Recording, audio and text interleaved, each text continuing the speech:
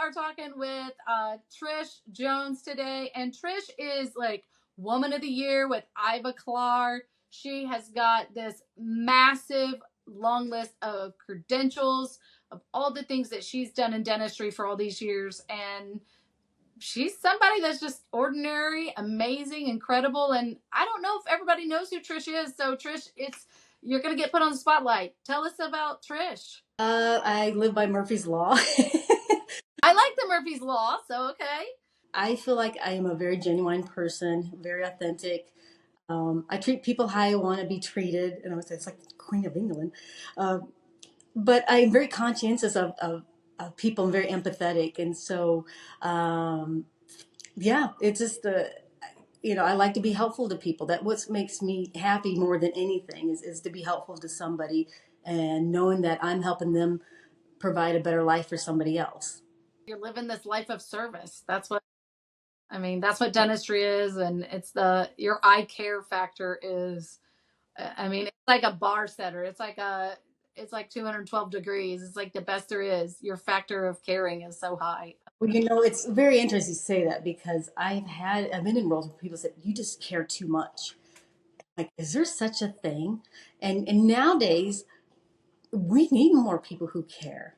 So many people don't care. Now, a lot of it probably has to do with the technologies that's out there. So you have to care. You have to, and that what makes you stand out, makes you be different. We're making caring popular again, right? We're making helpful. We're like being helpful these days. We're like, I want to show you what being helpful is. Yeah, because there's all these new generations that they don't know eye contact. They don't know how important it is to really connect with people, to start a conversation, to be personable, to be kind, to be authentic to your own brand. Don't be somebody else. Be you. Be who you are. So and dentistry teaches us that in the care factor. The older generations of doctors, their care factor's super high in person, and then the younger doctors, their care factor is super high online. And so we're having to machinate, whatever you want to say, all that together to find out how can you be the best clinician, the best at what you do. People know what you do. They feel your care factor while they're deciding to purchase. But then when they get in your office, they feel your care factor in person. Like, it's all the way through. So you've been doing this a long time. So you watch the care factor and, you've got your own super high bar. I want to know, like, somehow all that caring got you to here. Yes, it did. I feel like I've had a very wonderful career and I've evolved, and that's basically how you have to look at it. You evolve into the next best thing. And every time I'm like, this is it. This is going to be my job, and this is what I'm going to do. And each time I evolve into something different.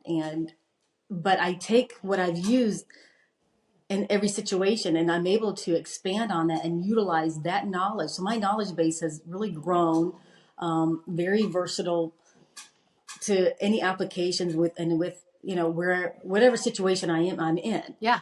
And part of that too, and this is something you train a lot on, is also assessing different personality styles of people and catering towards what's, honing in and catering towards what's important to them. So you can best customize how you need to address their issues or concerns. So yeah, that the delivery. The best. Yep. And that's a huge, huge thing. I know I earlier last year, I was very surprised. They said, won this Lady of the Year award from Ladies of the Mill. And Ladies in the Mill first. Does anybody even know what Ladies in the Mill is? Tell us what Ladies in the Mill is, because this is like big stuff.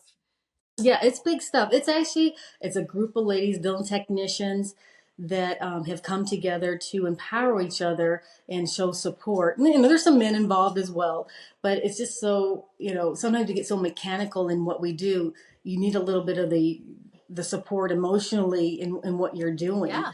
And so, so this is a wonderful meeting. They're not having a meeting this year. Next year they are having one. I think it's going to be in the Bahamas. Ooh, awesome.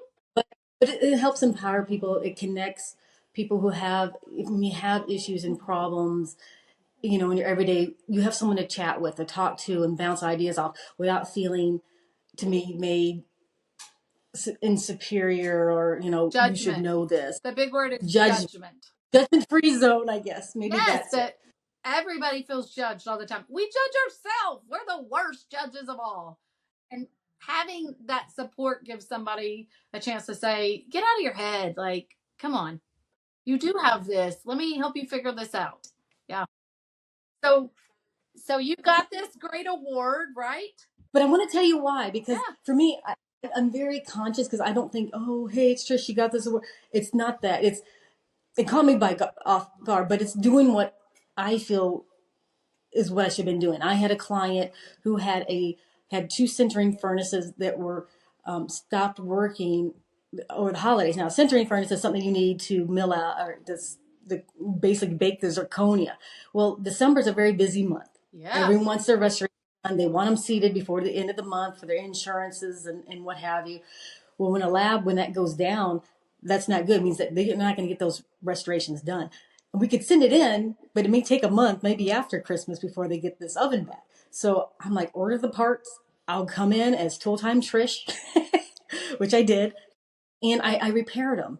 So I was able to repair them in less than 3 hours. They were back up and running, and it was wonderful. For me, it was what I would want someone to do that for me. And so that's why I did that. But I posted on Facebook, on the group, because I thought it was funny that usually you show up in your dress clothes, your professional clothes. Well, I showed up that day with a polo shirt, jeans, and my power tools. You're like, Trish is ready to work. Let's go. Put me in the gun, And it folks. was the funniest. They even had my clients taking pictures of me. It was the funniest thing. But after I fixed it, they looked at me and said, "You fixed it this fast? Are you kidding me?" I'm like, "Yep." And That's so and good. then I did not think anything else of it, because that's just Doing the right thing. doing the right thing. So the award came out of doing the right thing. But I was definitely caught off guard. It was nice to be recognized. It was yeah, because you're doing the right thing. It gave you the ability to go, what I am doing actually does make a difference and it does matter. So, It does. and it really And but we all experience, and I said, like, customer service, we all experience, and you've already had experience. We had to call somebody, and they're like, you get that, press one for this, press two for this, and you get to somebody and like, oh, sorry, I can't help you. You have to call this other number, and then you get to run around, and you get frustrated. And by the time you get to where you're talking to that person, you're so frustrated it's not funny.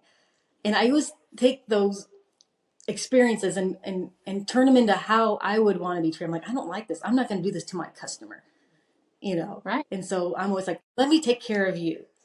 And it Yes. usually surprises. Let me take care of you. Oh, listen, me and my husband talk about this all the time because we talk about, like, he builds websites. That's what he does. He also day trades, and he also fixes computers. And he actually is a database designer by trade. So he actually builds databases. So you get a marketing client and something's not working, and they're like, "Hey, Andy, could you fix this?" And he's like, "Yeah, yeah, sure, I'll help you." And he's their marketing guy, but he does this because he's not going to be like, "No, go call this guy, go call this guy," because the reality is that one little tiny thing in that moment could really Yes. just push them that much further ahead, or could make their day bright. So you just are like, man, let me help you, or let me get you what you need. And That's good you just said, service, right? yeah, and you did and by mentioning that, it's the little things that are the big things. Yeah, it's the And little things that make it valuable to say pain comes they and take says, care of oh, me. it won't matter. It does matter. It does matter. But It that does also, matter. you were representing in those moments your avatar. So you just made, like, Ivoclar look great because all the Yeah. people inside of Ivoclar represent that brand, right? And what you did, not only does it matter to that doctor and his busy December, but it matters to doing the right thing to Trish but then it matters to Ivoclar because you just represent them and represented the brand at the level that is what they're trying to portray. They're trying to portray that, and the CEO can't be the only person portraying that. Everybody else does. So if we all are doing the right thing, the company is gonna win. But in that moment, like, I'm sure those doctors were like, Trish, I mean, you saw it, and they were all like, yeah, they're like, Trish, like, are you really gonna do this? They were probably thinking, is she really gonna be able to do this for us? Like, she says she's gonna do this, this, and this. So that day that you show up in your work clothes with your power tools, they're like, oh, she's doing this. And then once it's done, it's a whole nother level. It's like, she did this. Holy crap. She did this. And of course I was like, oh gosh, I did this, but you're like, no, nothing's more scarier than taking all these bolts out, and you're like, I hope they all go back in, and I hope they all. This is not my home appliance. But I'm not able to leave extra parts out. This has to be put right back together. Well, but it gives me to appreciate what it made me realize is I appreciate our repair department. So I sent an email after that and I said, guys, I will never take you for granted ever again. But I appreciate you and everything you do for our clients. You never know what someone goes through until you're in their shoes. Yeah. And I was in their shoes and I was like, oh my goodness, and I got faster at it because since then I've repaired quite a few. Now you've got a whole new business going on, Trish. My side gig, if it comes up and I need to, yeah. But normally we will send them into the repair department where that is, they're. But if there's ever a December, you're ready. Every December, ready. I love it, and I look at this, Trish, and I go, gosh, there's this awesome ordinary person that's just doing crazy extraordinary things. Like, you worked all these jobs in your office, you've worked your way through working with incredible dentists, like powerhouse dentists, yes, that are just awesome. And here's this dental hygienist by trade, by credentials, and now look at you like you're your own boss. Well, like, you're the boss of your life. You're not defined by a title. You're defined by what you do and how you treat people. But you're able. I tell team members all the time. I'm like, you're able to use the trade, the certificate, and you're able to take it and grow it however you want, and change it to what fits your family, what fits your life, evolve, what fits where you are at and what you need. If you'll do the work. Yes. It's not just gonna be handed to you. Like, you gotta do the work. You're only limited to what limits you put on yourself. Now, as much as I loved hygiene, I love my patients, and I could do everything I could possibly do, hygiene from laser to injections, and I taught, and I loved it. But I always thought there was more. But that had to do with my personality, is that I was always creating more. Now, if you have a person who likes the stability of just going in, going out, and just doing, they love hygiene because it's predictable, it's stable. They don't have, for me, I needed more. And then when I was able to work for the lab, that was a whole new animal in itself. And that's where, oh my goodness gracious, I knew nothing when I first started. And as a Southern term, bless their heart, for me, they gave me a chance and they taught me stuff I had no idea. And so the laboratory side is a whole nother world. They're definitely it's like dealing with the architect to the people who are building the building, so you have to work in conjunction, from the dentist side to the laboratory side, and they really are an extended team member of the office. But Trish, you're a strong personality like me. Like, you're a boss, man, of everything. You just take it and run with it, and you just pour out of your pores, I want to learn. If I'm a hygienist, I can learn as much as I can. Like, you never stop learning. You can still be in the four walls of the dental office and keep evolving your career. And I mean, there's just so many things, and what the practice doesn't always see is you're a hygienist, stay in this department, and scrape these teeth, stay in this department. Where I mean, you're this way too, but I'm the girl who's like, let's create what works in this unique business.